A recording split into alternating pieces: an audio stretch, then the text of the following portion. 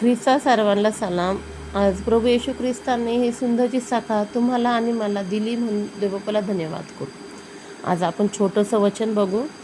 स्तोत्रसंहिता याचा 134. परमेश्वराच्या घरात प्रतिरात्र उभे राहणारे परमेश्वराचे सेवक हो, तुम्ही परमेश्वराला धन्यवाद करा. पवित्र स्थानाकडून वळून आपले भाऊ उभारा आणि परमेश्वराला धन्यवाद करा.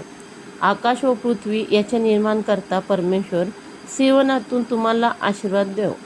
आमेन. आपण 2 शब्दाची प्रार्थना करू. आज विशेष करून आपण फक्त आजारी लोकांसाठी प्रार्थना करू. पवित्र पवित्र आकाश आणि पृथ्वीच्या निर्माण करता परमेश्वर बाप्पा, आतापर्यंत सांभाळायला म्हणून तुला धन्यवाद देते.